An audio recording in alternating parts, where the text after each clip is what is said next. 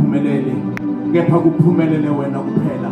Thatha udumo kaNkulunkulu wethu ongcwele ngegama likaJesu Kristu waseNazaretha. Amen. Izandla bazali sibahlale phansi. Sibahlale phansi bafowethu. Thank you, thank you, thank you, thank you.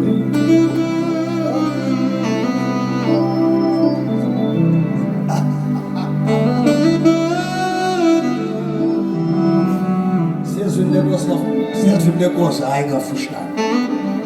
Siyafunda mfowethu. Bafowethu bazalwane, kade ngibuka indaba kaNkulunkulu ngani ukuthi uNkulunkulu njengoba ehlala emfihlakalweni, indawo ahlala kuyo emfihlakalweni, nithi nina uNkulunkulu uhlala emntwini. Kuze kube kalokhu aningayikholwa leyo nto, iyakhulumeka indaba kaNkulunkulu ukuthi uhlala emntwini, kodwa ayikakholakali kahle. uNkulunkulu akakwenzi noma umuntu angahlala kuye yedwa, kodwa wenza sure ukuthi loyo muntu ahleli kuye uNkulunkulu uyasebenza ngabantu bonke. Kuyoba ingozi sihlangane kulendlu siphinde sihlukane, uNkulunkulu angazibonakalisanga kithi. Angagcini nje ngokuzibonakalisa, kodwa ahlale. uNkulunkulu ufana apheleliswe kithi. Ngeke ngayixoxa le ndaba nabanye abazalwane ukuthi uNkulunkulu ufana apheleliswe kithi, aphelele uNkulunkulu kithi. Asikuvume ukuphelela kukaNkulunkulu kithi. Uma sikwazi ukuthi siqamba amanga, isukisho leyo nto ukuthi akakapheleli uNkulunkulu kithi.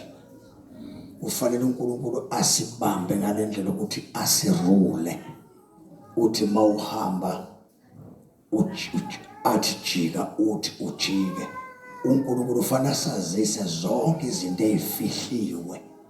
Masizophuma endlini siya eScottsburg, kufanele asho uNkulunkulu la kuthini, athi ungavuki khona ingozi noma ngayivezi, kodwa asho la kuwe ukuthi kunento ezawukwenzeka. uNkulunkulu ufanele ufike la khona makukhulunywa izinto ezingakudingi. uNkulunkulu ufike la khona ethula khona, akuthulise umlomo lo wenyama, awuthulise. Kufanele kufike la uNkulunkulu nimazi khona ngalendlela ukuthi nanoma yini engeke ikwazi ukwenzeka ebantwini, nazi ukuthi uNkulunkulu uyakwazi ukuyenza. Funa sifike kwi-level la khona sikwazi ukubiza into yenzeke ngaleso sikhathi. Uma ngifuna ukukhabazela, ngixoxe, ngingene ezweni likamoya ngithi uMkhize ngimdinga, avela fona uMkhize, ngoba uMkhize ngimbiza ebuNkulunkulwini. Kufanele sifike kuleyo level ukuthi yonke into njengalokhu uNkulunkulu esethemba njengabantu bakhe, ngisho kulendlu esikuyona, kufike kuleyo level mvangeli yokuthi ungaloku njalo mawuhlaselwa amadimoni uvuse mina. Kufanele uvuse uJesu kuwe, ngoba uJesu uhlala kuwe. Uma eke waphelela uNkulunkulu uthi noma ulele athi amadimoni ayangena abone umlilo. Kufanele kufike kuleyo level yomlilo. Ilevel yomlilo ngihlezi ngikhuluma ukuthi asikakafiki kwilevel yomlilo. Kufanele amadimoni mangelibuka idimoni lithi, uyabona mangabe ubuka umuntu demonic, umbone ethi ilevel leyo kaNkulunkulu emlilweni. umlilo wena ongawuboni. La emzimbeni yethu kufanele kuvutha umlilo ongakwazi ukusishisa thina, singashi kodwa sivutha. Mngadi kufuna ivesi ulifunde kanye, uthi liphinde, aliphinde uthi liphinde, ulizwile kahle leli vesi, athi ngilizwile. Ulizwile ivesi, funa ulifunde uze ulikholwe lelo vesi. Uma uke walikholwa, iBhayibheli lithi iBhayibheli, uma ninokukholwa okungangenhlamvu yesina ningathi ntaba kudluka. Uyazi thina asikafiki lapho sikwazi ukutshela intaba sithi kudluka. Hayi intaba le, amagquma lawa kade amiswa uNkulunkulu, kunezinto ekufanele sikhulume kuzona, singathandazi. Ngoba manje thina sifuna ukuthandaza, khona izinto ezingafuni ukuthandaza. uNkulunkulu wayevela khuluma mase sifike kulo level kaNkulunkulu, siyakwazi ukudala, sikhuluma izinto zenzeke, sikhuluma izinto zenzeke.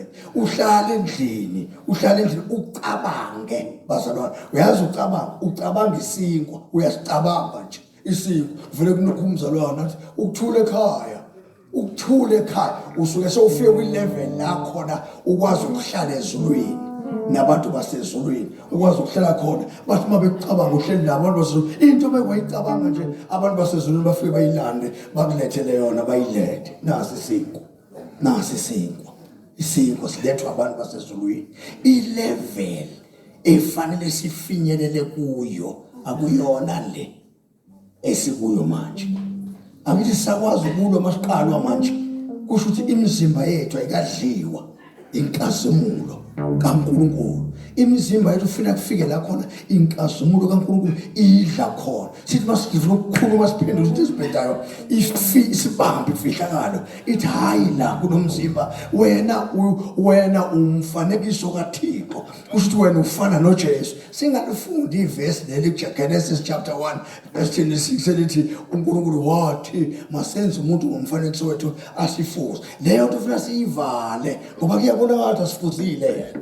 Simfuzile ngokwevesi kodwa simfuzile ngokukhuluma nangokuhamba. uThixo la edlula khona kwakuba nemangaliso la kudlule khona uSomandla. uThixo la ekhulume khona kuba khona izinto ezidaleka.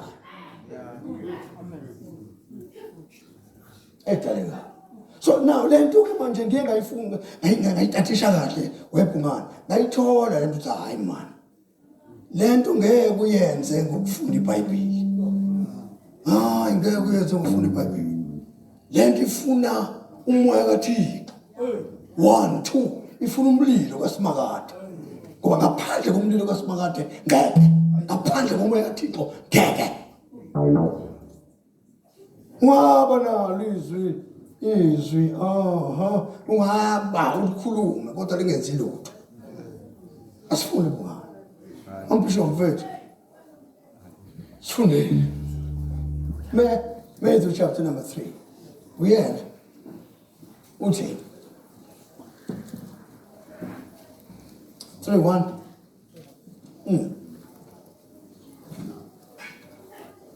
Matthew chapter 3 verse 1. Ngalezo zinsuku uJohane uMbhapatisi wafika eShumayela ehlane laseJudiya. Ethini? Ethi phendukani. Yeah. Ngokuba umbuso wamazulu usondele. Yeah. Wathi? Ethi phendukani. Yeah.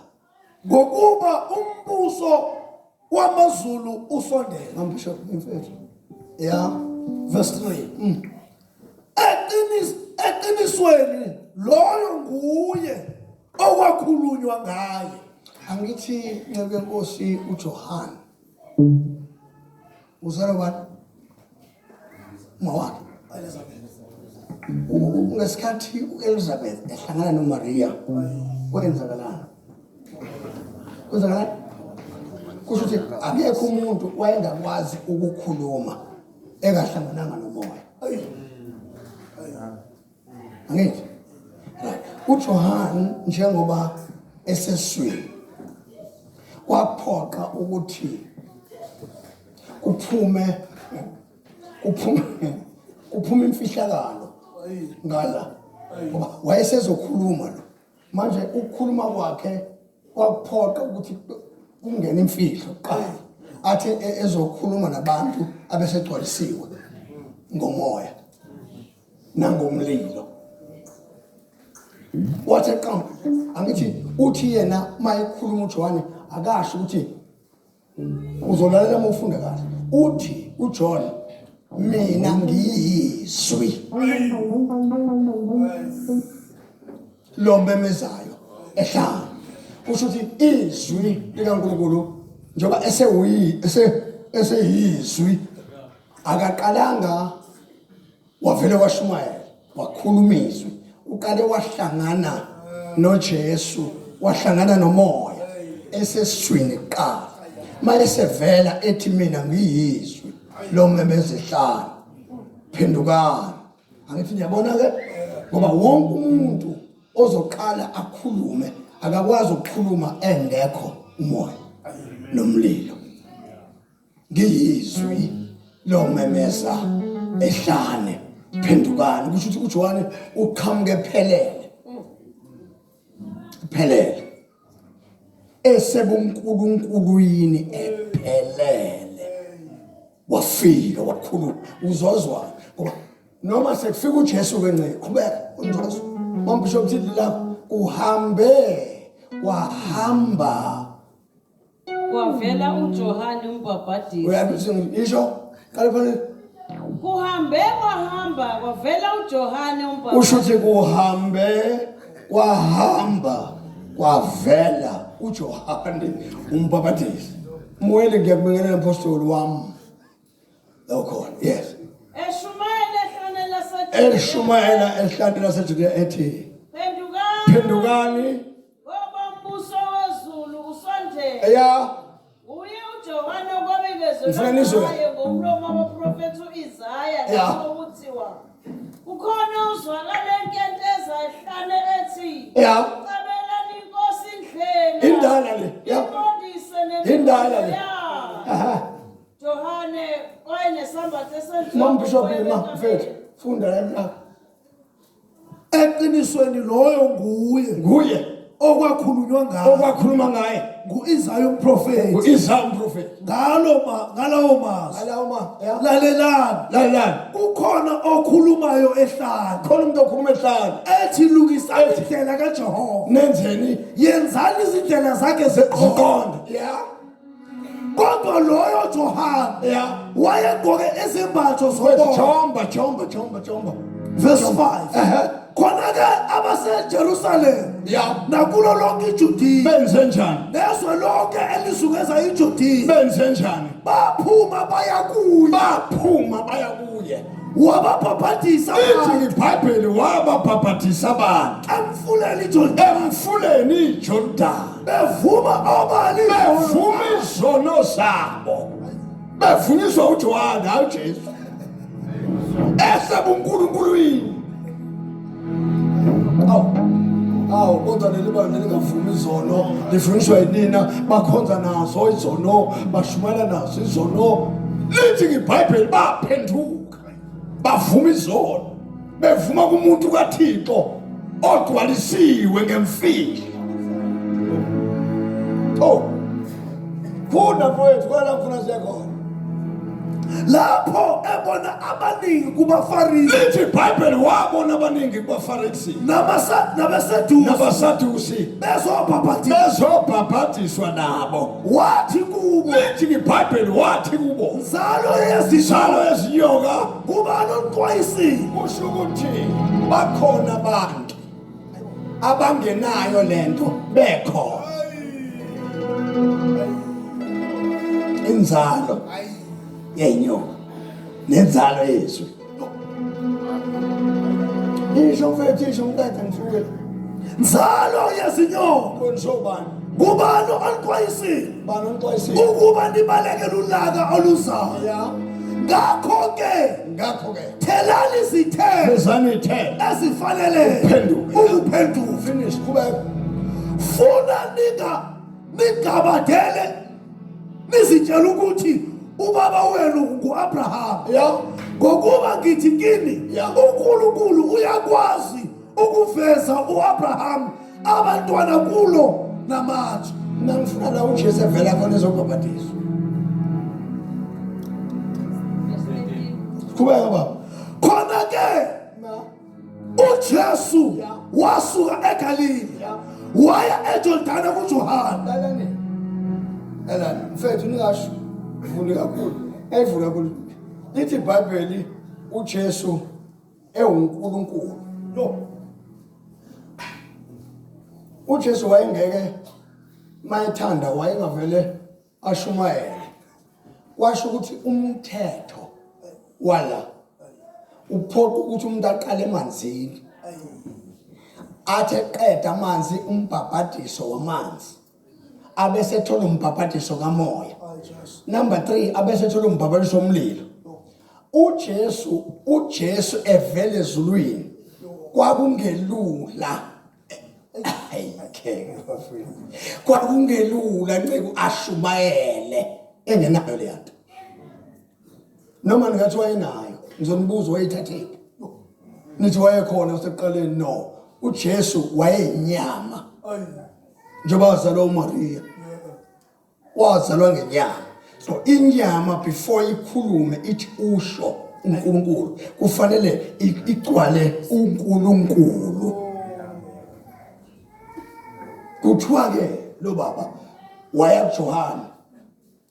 Wathi mayifika kuJohane uJohane ethi uyazama naye ukuthi uzama ngendlela yakhe ukuthi ubone umuntu omkhulu. Kanti umuntu omkhulu akekho umuntu omkhulu engazange abe mncane. Uthi ke nceke Nkosi wake manje. Funda. eJordani kuJohane ukuze abhabhatiswe nguye. Khona yena wazama ukunqabela ethi engidinga ukubhabhatiswa nguwe. Yimi engidinga ukubhabhatiswa nguwe. Kodwa wena uza kimi. Right. uJesu waphendula wathi kuye. Waphendula uJesu wathi Makube njalo. Vuma ukuze kugcwalisekeni. Vuma lento ukuze lento igcwaliseleke. Kusho ukuthi akakwazi umoya kaNkulunkulu ukusebenza. Ngeke sebenza. Kufanele lento ipheleliswe Jesu wena. Mayingapheleliswa ngeke ukhulume. Ngiyazi ukuthi uLizwi wayekhona uNkulunkulu ekuNkulunkulu kodwa kunento uNkulunkulu afanele ayenze emntwini ukuze umuntu apheleliswe ebuNkulunkulweni. Nakuba uJesu bewuNkulunkulu angisho njalo wambatha inyama yamehlisa kwafana aqale phansi. Ithi mama bishop yakho uJesu wafika eJordani evela kwelaseGalile ezobhabhatiswa nguJohane. Kodwa uJohane wazama ukumenqabela ethi yimi ngifanele ukubhabhatiswa nguwe. Ungeza kanjani kimi na? Jesu wamphendula wathi kuyeke kwenzeke ngoba kumele siyifeze kanje inhloso kaNkulunkulu. Wavuma ke uJohane. Akufeze inhloso yomuntu. Kufeze inhloso kaNkulunkulu. Hayi ngoba sithanda ukubhabhatisana. Kufanele kufezeke inhloso kaNkulunkulu. Inhloso kaNkulunkulu ukuthi uNkulunkulu apheleliswe emntwini ozovuma. uJesu wabhabhatiswa maqede ophuma emanzini. Lalani ke bafethu. Lithi iBhayibheli uJesu ngesikhathi ebhabhatiswa wayesephakama. Waphuma emanzini. Right?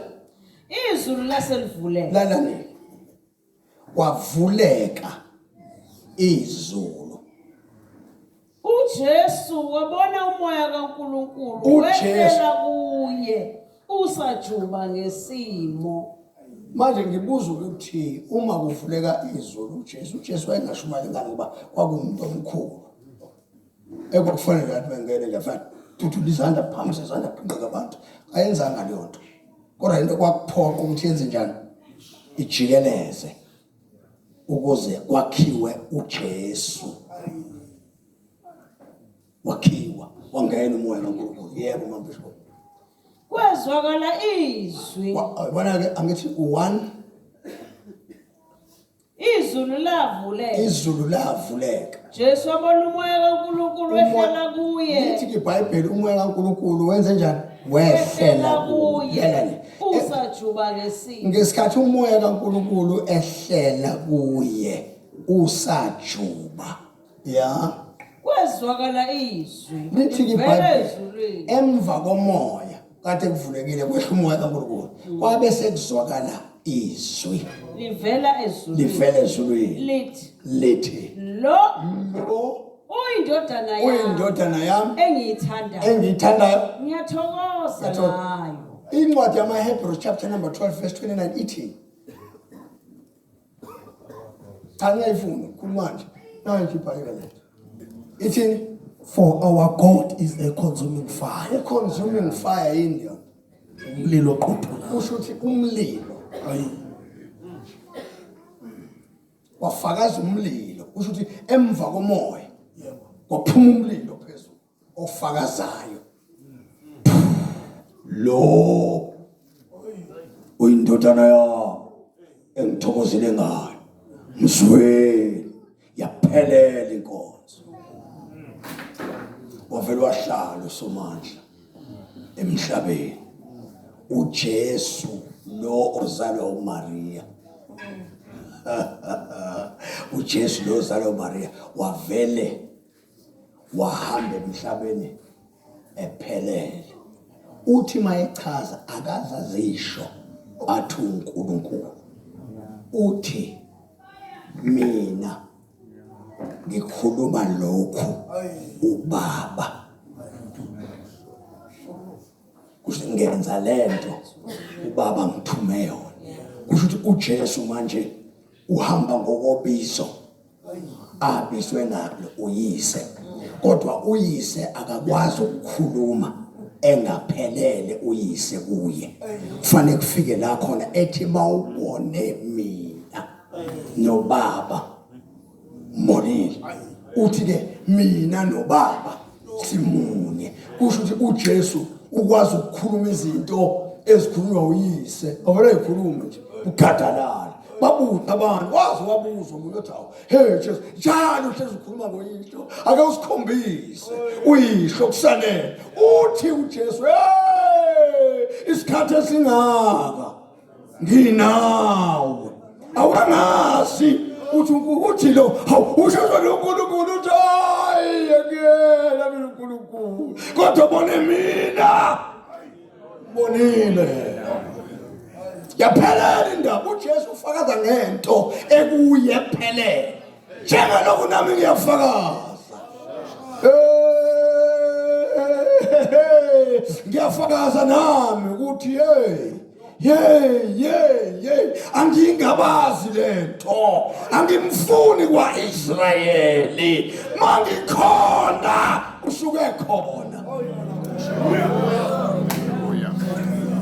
amazwi engiwakhulumayo angiwakhulumi ngokwami kodwa uBaba okimi uyena okhulumayo awukodwa nisakholwa yini nale misebenzi eniyibonayo ukhona yini umuntu ordinary ongenza izinto ezinje isho ukuthini lento ukhona umuntu wasezulwini kuphelele uphelele angiyena uThixo mina angiyena uJesu mina kodwa uJesu ahlala kuya ngokuphelela kwakhe akangenanga ngesandla akangenanga ngekhanda wangena waphelela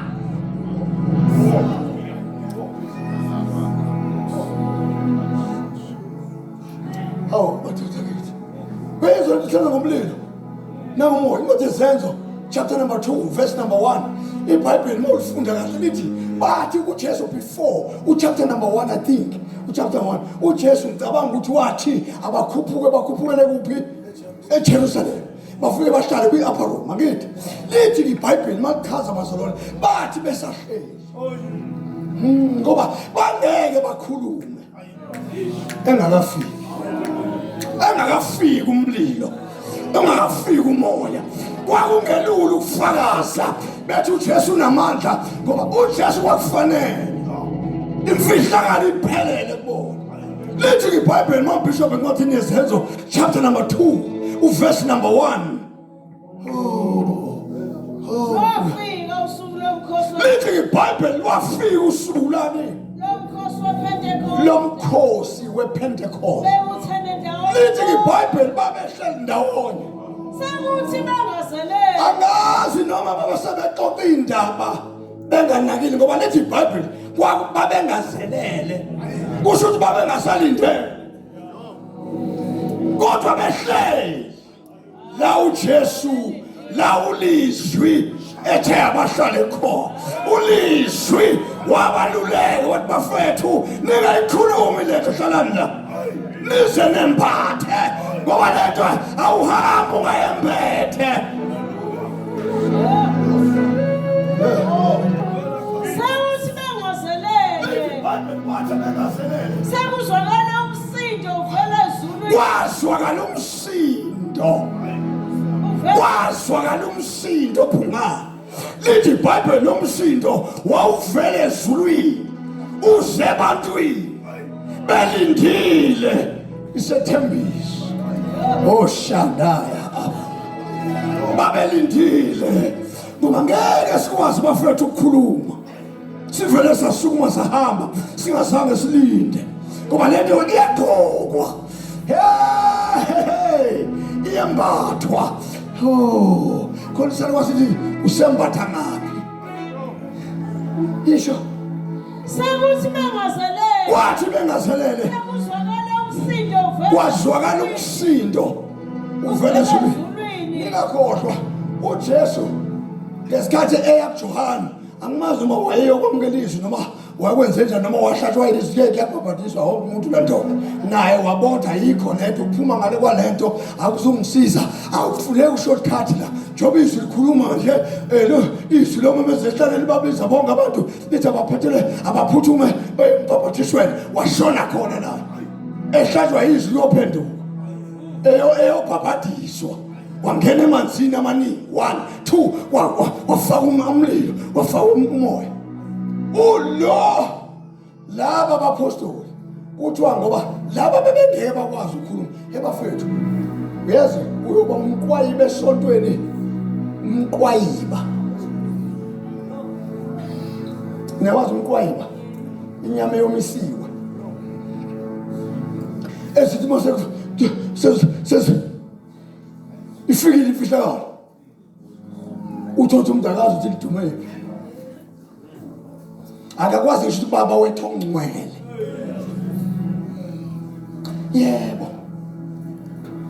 Sekuthi bangazelele. uthi bengazelele Sekuzwakala umsindo uvela ezulwini. wazwakala umsindo vele ezulwini Usengathi isivunguvungu esinamandla. lalayi wazwakala umsindo kungathi isivunguvungu esinamandla Kwahlokoma indlu yonke ababehlezi kuyo. wahlokoma indlu yonke ababehlezi kuyo lizwana Basebebona okusengathi ngamalangabi emisela kolimi ehlukana ihlela kuba. bana-ke mabhishoni ngifuna ukuzwa le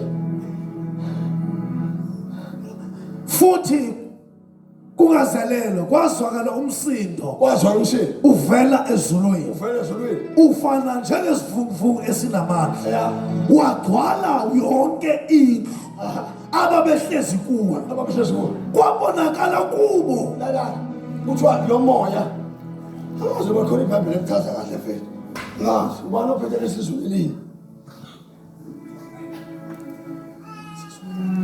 futhi manje ufuna ngaphethe ngokuzelelo kwavela ezulwini inhloko ya kwangathi eyokuvunguza kumoya onamandla ya yona yagcwalisa indlu yonke ababehlezi kuyo kusho ukuthi kwehla umoya kwasho ukuthi umoya uhamba kwaze kwabonakala kubo izilimi ezahlukene uyabona-ke le yeyilimi kwangashiwo le usha kuthiwa uma ngcwele uma ufika kumaNdebele thina sikafiki kuleyo level Ayisifiki lo le. Kufanele inkosi njengoba ngisingasazi nje. Kufanele mangifika eAmerica. Ngifike ngime nje eAmerica. Ngamdinga umthetho angidulekele. Ngifike ngikhulume. Ngoba inkosi ingithumile ngigcwele umoya nomlilo. Ngifike ngishumele. Ngithi ngiqede ukushumela la ulimi lami isingisi sivele siphele ngiqede. Esenzile umuntu ngcwele. Lento bafethu ufike kwilevel la khona inkosi izosisa kumabhedi uthi uyangena kumabhedi uthi wehla nje mawugibela ibhanoyi uthi wehla unyathele emhlabeni wamabhedi unyathele ubukhuluma isibhedi ushintshe totally ungasakhuluma isiZulu ukhuluma isibhedi usikhulume for 2 weeks isibhedi mawuqeda ungena ebhanoyini uthi uyanyathela eSouth Africa ishintshe language kube ilanguage yala eSouth Africa kufanele kufike kwilevel kamoya awu masiphume nyameni phumane nyameni kenale kumoya letha kuyona yenyama ochokhisa babengahambi ngenyama babehamba ngomoya ilibabendele wathi ngazele kwabonakala kuba izilimi ezahlukene ungathi ezomlilo zahlala phansi kwaloyo zangahlala kumpostoli umnyanto noma umthethwa kodwa ilimi zavele zamafika behleli zahlala phezu kwalo ngoba babelindile belindise ethembile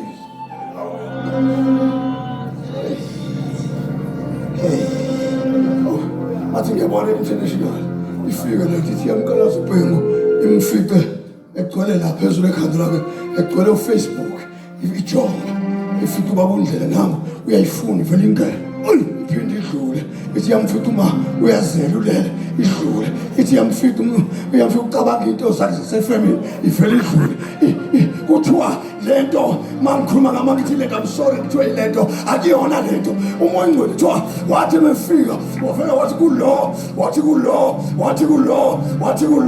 wavela lento wayenza kubantu bonke ababe kwi-upper room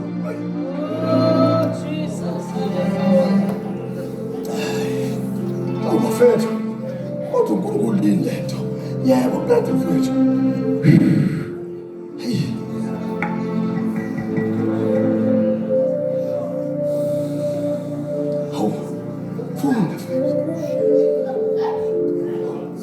base begwala bonke umoya ongcwele izivumvu bazona umsini ithi iBhayibheli ke bagcwala bonke umbengcwele chapter number 3 baba chapter number 3 kuthiwa ke lamadoda esegcwalisiwe kuyo njalo leyo ncwadi esegcwalisiwe kuthiwa bathi besemthandazweni noma kwakuyihora lokuthandaza wafika indoda thizeni eyayinqila kuthiwa lamadoda angabesaya kuJesu angabesaya kuJesu washo ukuthi lamadoda asegcwalisiwe ayayiswa lento ukuthi noma ekhuluma ayiyo noma ehamba ayiyo noma edokile ayiyo noma efunda iBhayibheli ayiyo ahlangana nomuntu oyisishosha ambheka lithi iBhayibheli acabanga leyandoda uthi khona into azoyithola kubo kwasho ukuthi into abanayo yahlukile nabantu baphuma eAparo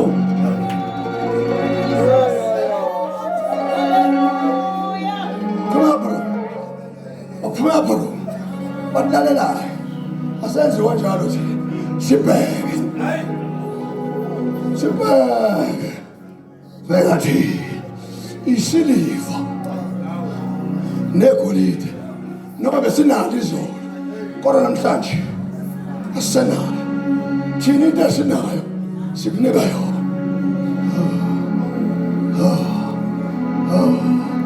Hayi bathi lakithi yawo babishop kade ukuthi uthandaza.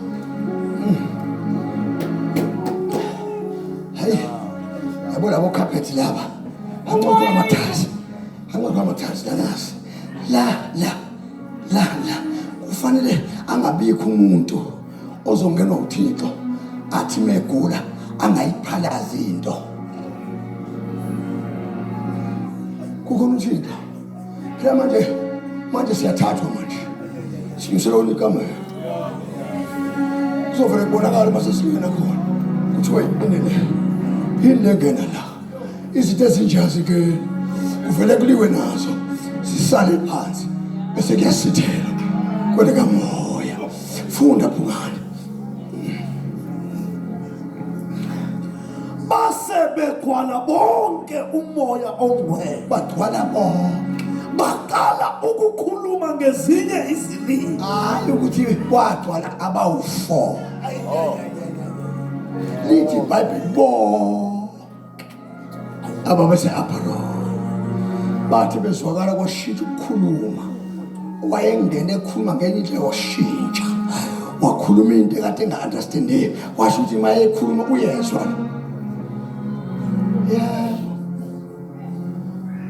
Njengalokhu umoya wabapha ukuphimisela.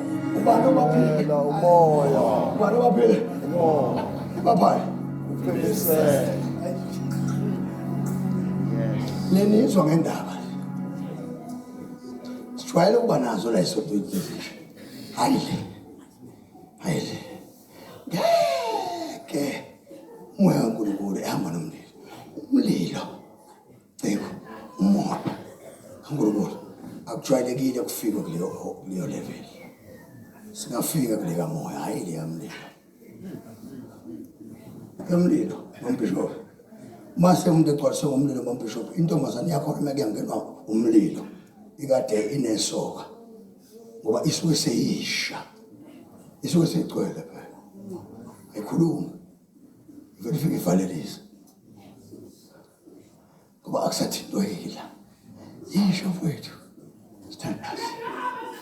thandaza futhi isho siyeza kuloyo yekini base begcwala bonke oyingcwele baqala ukukhuluma ngezinye izilimi njengalokho umoya ebapha ukuphimisela. kwafika kwilevel la khona bephiwa umoya bengasazenzeli umoya ebapha uphimisela. Bafethu umoya kaNkulunkulu singathi inkosi eyisiphi isodela ihlaya ngaka ihluleke ukusipha.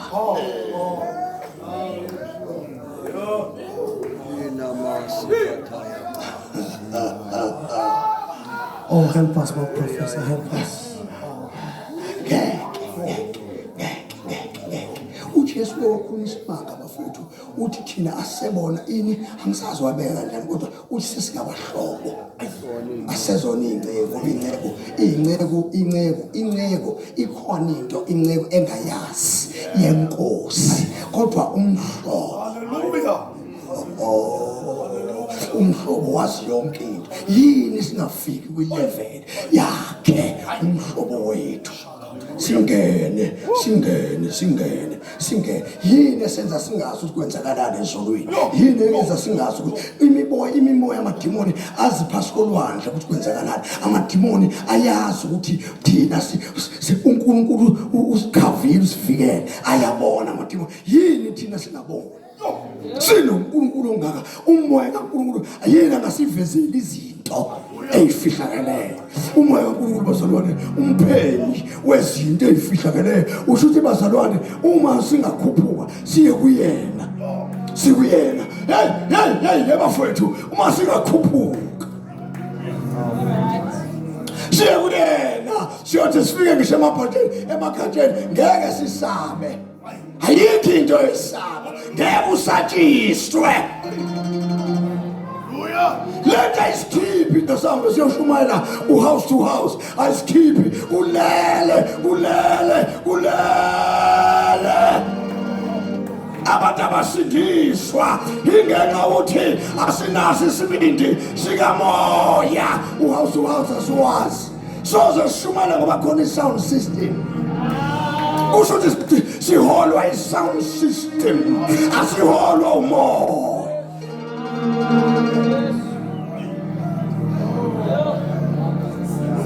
Hambani ngomoya khona ngeke nifese inkanuko zenyama.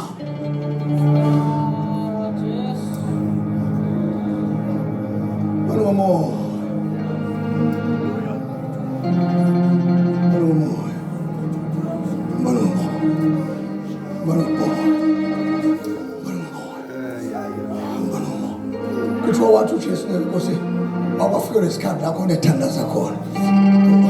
Wakwafika isikhathi la uJesu ethandaza khona ku-chapter number 17 encwadini kaJohn chapter number 17. uJesu wake wakuthandaza umthandazo owangidida. Angilazi isizulu ukuthi uJesu wafikelwa isikhathi la khona kuthiwa umuntu akulula athole iglory. Nani nazi kanjalo ukuthi inkazimulo nje akayishare uNkulunkulu. Yebo kuyiqiniso akayishare uNkulunkulu inkazimulo yakhe namuntu, kodwa uJesu uyayishare. I can prove it to you in a statement. So ukuthi uJesu inkazimulo yakhe, iglory yakhe uyayishare. uJesu noma uNkulunkulu angayishare kodwa uJesu uyayishare. Yonke into uJesu anayo uyinikeza thina eyethu. IBhayibheli lesithembiso esethu nesabantwana bethu. Oshaya letha kuyona nje bazalwane yakho kuphela. Wena mawusekhaya unale nkazimulo lethi yasebenza ekhaya isebenze. Ayinandaba lento masayigcwele kahle la kuwe. Awuhambi njengabantu uhamba njengoJesu. Awukhulumi njengabantu ukhuluma njengoJesu. Uthini usabathi mabishop emfana sithandaza. Leli Bible lakho ngazi uthini. Chapter number 17. Lenkazimulo ongipheyo. Lenkazimulo Thixo somandla kusho uJesu uyathanda. Uthi lenkazimulo ongipheyo ngipha bona ukuze babe munye. Asizuba munye ngokufunda ama-verses, sizoba munye ngenxa ye-glory. Ngeke sixabane thina akakaphaya khosina lamanga khaya. Thina ngeke sixabane as long sinenkazimulo.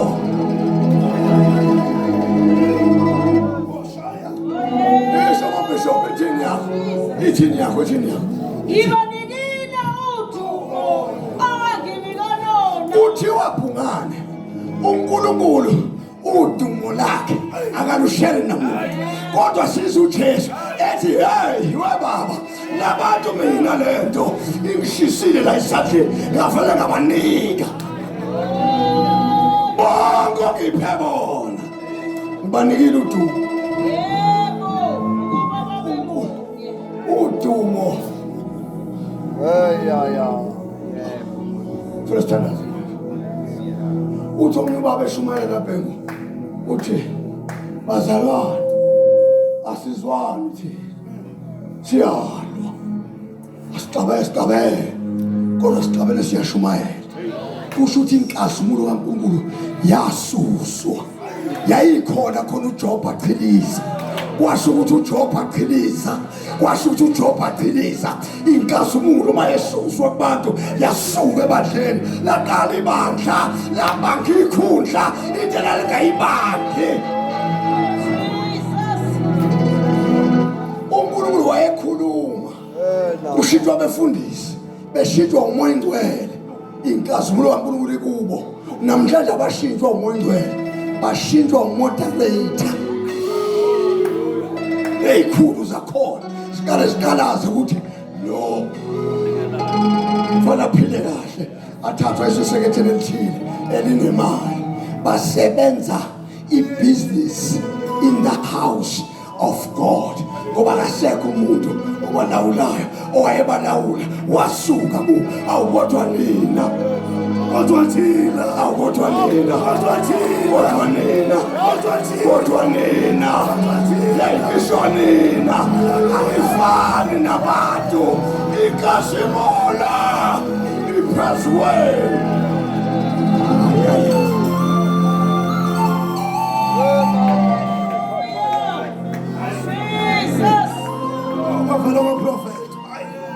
nina aniyushumayela nina nichaza ama-scriptures nina niyoma nje lithi makabongwe uJesu lithi nangajabula lapho bethi masiye endlini kaJehova izinyawo zethu zathi sebibi emasabweni akho Jerusalema wena wakhiwe njengombusi ohlanganisiweyo ngokuqinileyo ivele iphume ikasimulo ivele ngene ebantwini abantu bathole izinto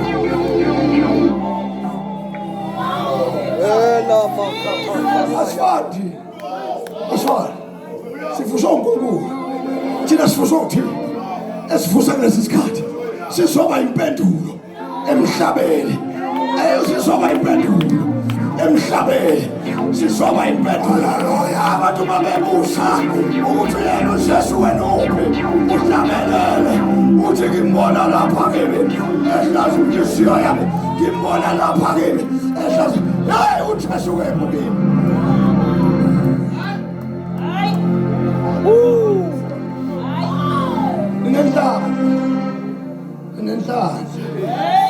ninenhlanhla ukuthi inkazimulo kaNkulunkulu isabonakala phakathi kwenu iyabonakala nenhlanhla iphinde mabishobe ngithandaza ngibanikile udumo onginika lona bishop ngana nenkazimulo ongiphe yona ngibaphile bona isiquba ngibanikile udumo onginika lona ukuba babe munye njengaloku thina simunye lalelani amazwi ami la uqinivali yebo mina ngikubo wena ukimi nabo ababe munye ukuze umhlaba bazi ukuthi nguwe ongithumileyo nokuthi ubathandile njengalokhu wangithanda yebo baba ngifuna ukuba labo nginike bona laba nkosi umthandazo ongiphe bona babe nami futhi nabo lapho ngikho kusho ukuthi babe nami futhi lapho ngikhona babone udumo onginike lona ngoba wangithanda ungakadalwa umhlaba right baba wena olungileyo abamhlaba kabakwazi wena kodwa mina ngiyakwazi nalabo bayazi ukuthi nguwena ongithumileyo ngibazisile ukuthi ungubani ngizoqhubeka nokubazisa ukuze uthando lwakho ngithanda ngalo lube kubo nami ngibe kubo hayi asayezulweni zoqhubeka asayezulweni hayi ya thina kunye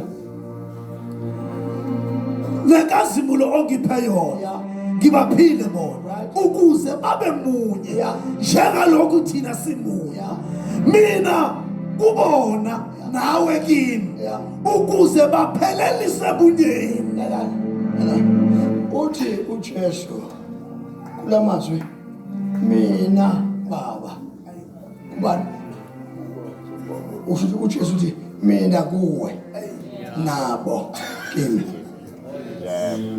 usho uthi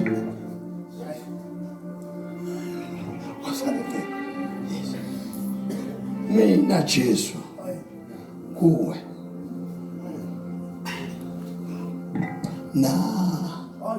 nabo kimi. Kusho njengoba ngihamba nje, ngiyahamba nje, ngihamba ngiyishumayela. Phelele. Mangithi ngidlula isandla, Wena.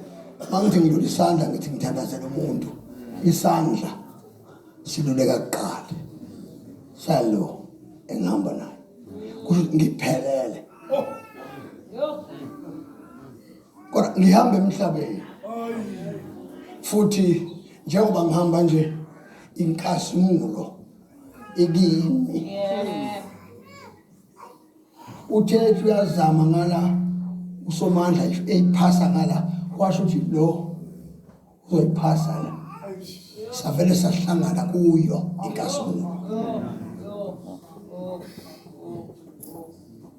Mawubona amadimoni manje, amadimoni manje ngiyambheka umuntu onamadimoni emehlweni, uvela athi kahle kahle kahle, wena chilizwe yisa. Hawu, nakumina iglory ikimi, ngihamba noBaba omthumileyo. His name is Jesus. uJesu wayehamba noyise wayemthumile, igama lakhe inqalabutho.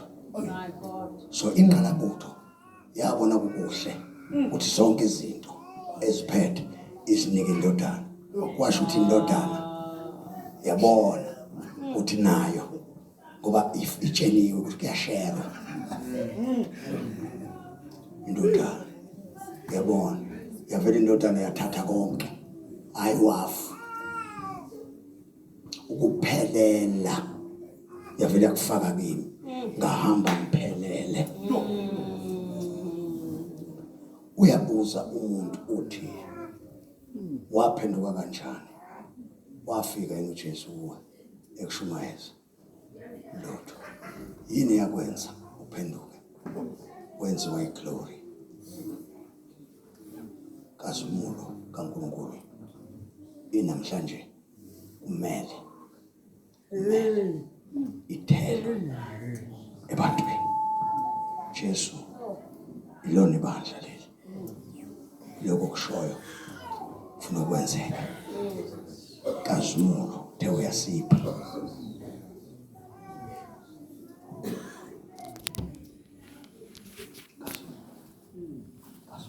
labo ongiphe bona ngibanikile.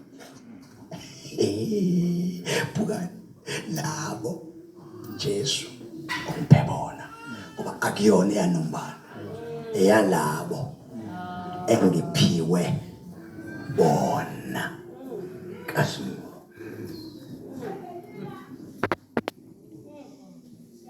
funa masifike emgcwabeni kuthiwa sibingelele ivalwe imvuselelo. Umfundisi mayisuku mesezoshumayela kubazalwane sekuphele konke, uqedwe yini umuntu onenkazimulo. Yini eyenza izinto zethu zingashintshi? Siyathandaza manje, cela sibeke amaBhayibheli.